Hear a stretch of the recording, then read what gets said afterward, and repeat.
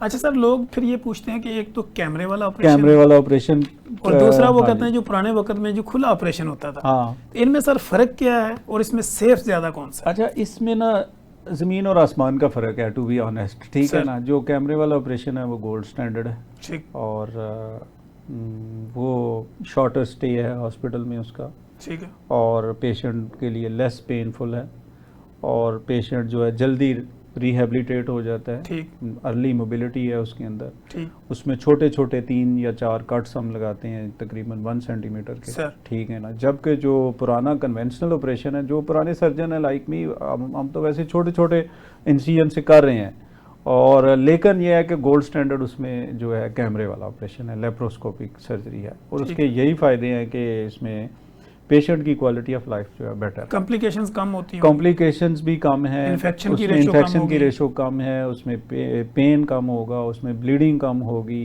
इन expert hands, ठीक है ना। सर तो ये सारी चीज़ें हैं, और फिर जो अर्ली रिहेबिलिटेशन है, पेशेंट कैन रिज्यूम हिज और हर हाउस होल्ड या जो भी उसकी एक्टिविटीज़ हैं वो अर्लीस्ट पॉसिबल टाइम है। यानी कि आप देखें लैब कोली के बाद सम सेंटर्स आर रिकमेंडिंग इवन के 3 डेज़ के बाद अगर किसी की डेस्क जॉब है तो जाके जॉब पे बैठ जाए। जा सकता है। और हाँ, और जो कन्वेंशनल ऑपरेशंस हैं वो मिनिमम 2 to 4 वीक्स, 2 वीक्स तो लग जाएंगे, रेस्ट मुकम्मल उसमें रेस्ट करनी पड़ेगी, उसमें स्टिचेस रिमूव होंगे, फिर हम उसको, और उसमें भी अगर कोई मैनुअल वर्कर है जिसको हम वर्कर कह लें, या कोई हार्ड वर्क करने वाला बंदा है, तो उसमें 4 to 6 वीक्स लग जाएंगे उसको, उसकी रिकवरी में। उसकी रिकवरी में। अच्छा सर, लोगों में ये बात भी मशहूर है, वो ये समझते हैं कि अगर मेरा पित्ता फट गया तो पूरा पेट खोलना पड़ेगा, तो ये हाँ, फटने में रियलिटी अच्छा, क्या है? ये असल में एक्चुअली ये कुछ मिसनोमर्स हैं। एक तो ये पैंक्रियाटाइटिस के साथ लोग इसको करते हैं। सर पैंक्रियाटाइटिस जब हो जाता है, उसमें जो स्टोन होता है बेसिकली वो पित्ते की नाली के अंदर से होता हुआ जो लबलबे की नाली है, सर उसके ऊपर दोनों नालियां इकट्ठी खुलती हैं आंत में, ऐसे उसको ब्लॉक कर देता है जाके। ठीक है तो उसमें पैंक्रियाटाइटिस जो है वो उसकी स्वेलिंग और उसकी इन्फ्लेमेशन और उसकी बड़ी ढायर किस्म की इन्फ्लेमेशन होती है, और वो बड़ी, यानी कि आप समझ लें कि पेशेंट जो है बहुत ज़्यादा, जिसको कहते हैं कि टर्मिनली सिक हो जाता है। अगर ठीक उसको आईसीयू में मैनेज ना किया जाए तो सर वो उसको रेक्टिफाई नहीं किया जा सकता। ठीक तो है एक तो ये कंसेप्ट है कि पिता फट गया, पेशेंट जब सीरियस हो जाता है एक्चुअली उसको पैंक्रियाटाइटिस होता है, ठीक है ठीक है ना।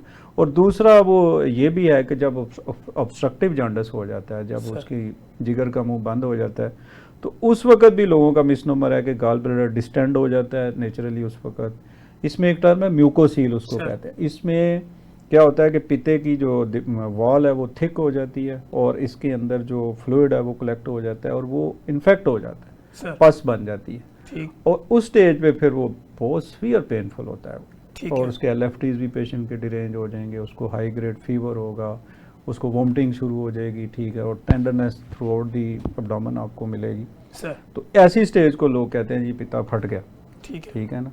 तो म्यूकोसील की फिर ट्रीटमेंट ये है कि पहले कंजर्वेटिव, सर फिर उसको कोलिसिस्टाइटिस का जो एपिसोड है उसको सेटल डाउन करें, सर और उसके बाद फिर हम इसको कहते हैं, हमारी टर्म में कहते हैं इंटरवल कोलिसिस्टेक्टमी। ठीक है उसके बाद हम कोई 6 हफ्ते के बाद, या अभी कुछ लोग 2 हफ्ते के बाद भी रिकमेंड कर रहे हैं, लेकिन 6 वीक्स इसमें आइडियल है। 6 वीक्स के बाद वी गो फॉर कोलिसिस्टेक्टमी। ठीक है। अच्छा सर, इसमें जो स्टिचिंग होती है इस सर्जरी के दौरान, जी, तो उसको निकालना पड़ता है या खुद ही वो ख़त्म हो जाती है? स्टिचिंग तो देखें वो अब ऑप्शनल आ गई हैं चीज़ें। जो हम इसमें वैसे यूज़ कर रहे हैं, हम वो जो ऐसा धागा इस्तेमाल कर रहे हैं जो स्किन स्टिच के ऊपर, जो कि अब्जॉर्ब नहीं होता, ठीक उसको प्रोलीन कहते हैं। सर तो उसको तो हम निकालते हैं, लेकिन at some centres they might be using suture like vicryl उसको कहते हैं, सर वो अब्जॉर्बेबल होता है, उसको आप रिमूव ना भी करें, निकालें ना तो भी निकालें कोई नहीं। ठीक होता है। बड़ी जो सेंटर्स हैं उनमें वाइक्रल रैपर्ड या वाइट वाइक्रल उसको कहते हैं, सर वो यूज़ कर रहे हैं। बल्कि अब आगे चीज़ें आ गई हैं, स्टेपल्स आ गए हैं, ऐसी चीज़ें आ गई हैं, सूचर से अब आगे भी चीज़ें आ गई हैं जो अच्छे सेंटर्स के अंदर। ठीक हो गया। तो सर इसकी जब भी इसको प्रिपेयर करते हैं पेशेंट को, वो रेडी करते हैं उसको सर्जरी के लिए, तो इसमें प्रोटोकॉल उसी तरह फॉलो किए जाते हैं कि एनपीओ आपने करना है 8 घंटे का, 10 घंटे का, या किस तरह? जी बिल्कुल, ये एक तो जनरल उसका प्रोटोकॉल है ना, सर वो बेसिकली सर्जरी के साथ साथ एनेस्थीसिया के लिए भी चाहिए होता है। सर एनेस्थीसिया देने से पहले आपको 6-8 घंटे पेशेंट को एनपीओ करना मस्ट है, ठीक क्योंकि ड्यूरिंग दी एनेस्थीसिया अगर वो वोमिट कर देता है या रैचिंग करता है तो उसकी जो सिक्रीशंस होती हैं स्टमक की, वो पेशेंट इनहेल कर लेता है, उसके लंग्स में चली जाती हैं, ठीक तो है, वो बड़ी डेंजरस सिचुएशन बन जाती है। तो उसको अवॉइड करने के लिए एनपीओ करना मस्ट है।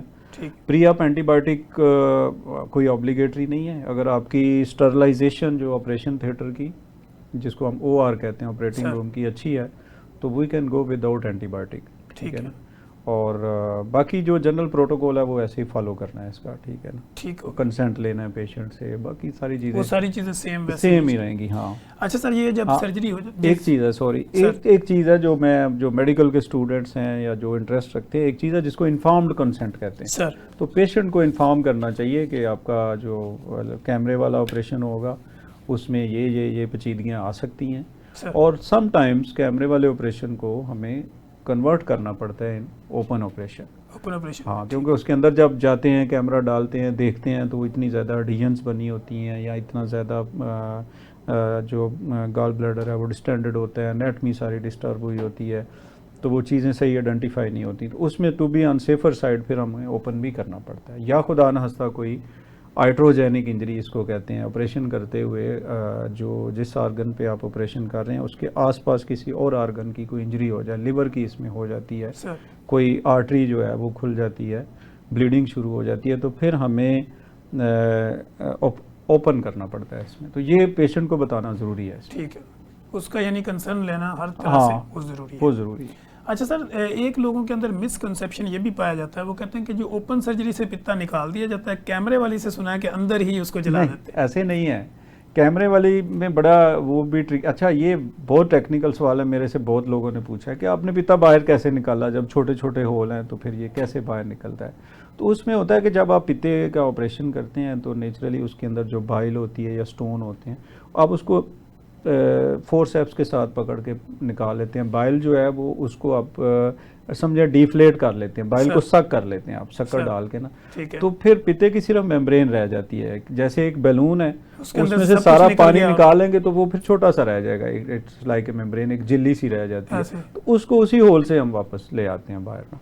ठीक हो तो गया। इस तरह से निकलता यानी है, ये निकलता बाहर ही है। निकलता बाहर ही है, ये ठीक। नहीं कि उधर छोड़ देना है उसको। अच्छा सर, पोस्ट ऑपरेटिव केयर की तरफ हम आते हैं कि जब आपकी सर्जरी हो गई, अब उसके बाद अगले क्या प्रोटोकॉल हैं जिसको मरीज ने फॉलो करना है अपनी सेफ साइड के लिए? देखें, इसमें कुछ इमीडिएट पोस्ट ऑपरेटिव केयर है, कुछ थोड़ा इंटरमीडिएट और कुछ लेट, ठीक है ना। जो इमीडिएट है वो तो मेनली जो पेशेंट है वो डॉक्टर की और हॉस्पिटल की डिस्पोजल पे है, उसमें उसको पेन फ्री रखना है आपने, ठीक है ना। कुछ अरसे के लिए 6 to 8 आवर्स के लिए हम उसको नील पर ओरल रखते हैं, खाने पीने को नहीं देते। सर, अगर उसमें हमने ड्रेन डाली हुई है तो उसको हम वॉश करते हैं कि उसमें किस किस्म का फ्लूइड आ रहा है, ठीक है ना, कि वो डिफरेंट टाइप्स के हैं, चले वो जो मेडिकल के लोग हैं उनके लिए बेहतर है। तो 8 घंटे 10 घंटे समटाइम 12 आवर्स तक हम उसको वॉच करते हैं, ठीक है ना। फिर ये है कि हमने पेशेंट को मोबिलाइजेशन की तरफ लेके जाना है, उसको चलाना फिराना है, बैठाना है, ठीक है ना, उसको इनकरेज करना है, no you are getting better, जैसे जैसे, और एट द सेम टाइम वो एनेस्थीसिया के इफेक्ट से भी ज़्यादा बाहर आ रहा होता है। ठीक। तो ये तो इमीडिएट पोस्ट ऑफ केयर में चीज़ें आ जाती हैं, ठीक है ठीक ना। है। उसको हमने उसके वाइटल्स जो हैं उनको ऊपर चेक रखना है, खुदा नास्ता कोई ब्लीडिंग अंदर हो जाए तो आप उसकी पल्स तेज़ हो जाएगी, उसका बीपी ड्रॉप हो जाएगा। तो इस तरह से उसको एक वॉच में रखते हैं, जिसको हम आईसीयू केयर कहते हैं, या एचडीयू हाई डिपेंडेंसी यूनिट में हम उसको रखते हैं। ठीक। अच्छा, उसके बाद जब पेशेंट डिस्चार्ज होकर घर चला जाता है तो उसमें अर्ली स्टेज पे हम उसको ये कहते हैं कि स्ट्रेनुअस एक्सरसाइज या हैवी लिफ्टिंग, 6 kg से ज़्यादा वेट टेक्निकली उनको बताना चाहिए कि ना उठाएं वो, ठीक है ना। ठीक है। और जब तक उनके स्टिचेस नहीं निकल जाते, ठीक है। फिर आगे थोड़ा सा आगे जाएंगे आप तो फिर उनकी वही फूड के ऊपर आपने फोकस करना है कि अगर वो लोग फूड पे फोकस कर लेंगे, low fat high fibre food, exercise, avoid sedentary habits, तो बड़ा अच्छा इसका आउटपुट है। यही इसके फॉलो अप में चीज़ें आती हैं, ठीक है। हाँ, अगर किसी को कोई कॉम्प्लिकेशन आ रही है, पेन हो रही है किसी किस्म की, या जो मैंने पहले जिक्र किया था पोस्ट कोलिसिस्टेक्टमी सिंड्रोम वाली चीज़ें उसमें आ रही हैं, तो उसको आप फॉलो करें और उसको फिर दोबारा से आप इन्वेस्टिगेट करें सर, और उसको रेक्टिफाई करें। ठीक। सर, पानी का कितना अहम रोल होता है कि पानी का कितना इंटेक किया जाए तो आपका डाइजेस्टिव सिस्टम पित्ता निकलने के बाद ठीक रहता है? अच्छा, पानी इसमें जो पित्ते की चीज़ें हैं ना, इसमें हाइड्रेशन नेचुरली ओवरऑल बॉडी के अंदर जो हाइड्रेशन का रोल है वो तो है ही है, लेकिन इसमें वाटर का बहुत ज़्यादा रोल नहीं है। ठीक। इसमें मेनली जो पित्ता बनता है ना, हमारी जो कोलेस्ट्रॉल की चीज़ों से ज़्यादा बनता है, ठीक है, और जो फैटी डाइट्स हैं उनसे ज़्यादा इसके स्टोन फॉर्मेशन के चांस हैं। और पित्ते के रिमूवल के बाद भी जो गॉल ब्लैडर के अंदर से कुछ एंजाइम ऐसे रिलीज़ होते हैं जो हमारे फैट और कोलेस्ट्रॉल वाली चीज़ों को डाइजेस्ट करते हैं सर। तो उसमें हम उनको यही कहते हैं कि good hydration is at the top, यानी कि वो तो हमने रखनी है पेशेंट के लिए। Generally it is good for the patient, लेकिन यह है कि फैटी फूड अवॉइड करें।